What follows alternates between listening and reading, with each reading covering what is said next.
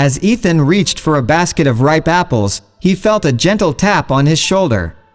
Startled, he turned to see an old woman with kind, weathered eyes. She held a small, scruffy puppy in her arms. The little creature had a furrowed brow, and its fur was matted and patchy. The old woman spoke with a trembling voice, "Young man, I've been trying to find a good home for this pup for so long, and I think you might be the one."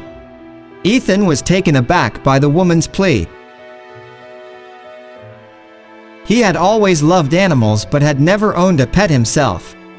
He knelt down to get a closer look at the puppy, whose eyes held a glimmer of hope. The old woman continued, "My daughter's dog became pregnant 4 months ago, and she couldn't keep all the puppies. This one is special, and I want to make sure it goes to a loving home." Ethan listened intently and glanced at his phone, thinking about his girlfriend, Mia.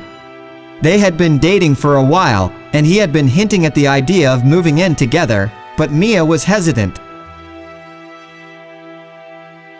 He thought that having a dog might be a wonderful reason for her to spend more time at his place. With a smile, he agreed to take the puppy.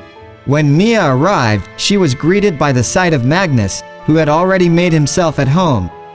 Her face lit up with joy as she scooped the tiny dog into her arms. "Ethan, he's the sweetest thing. I can't believe you got him for free," she exclaimed.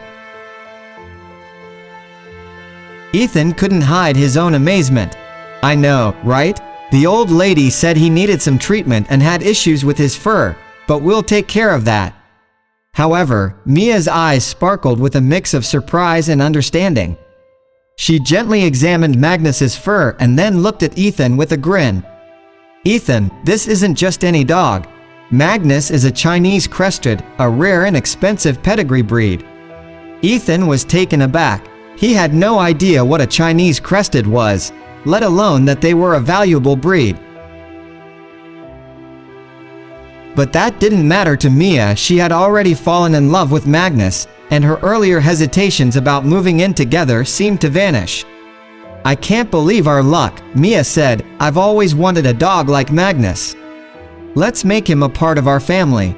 As time passed, Ethan and Mia's bond grew stronger, and Magnus became an integral part of their lives.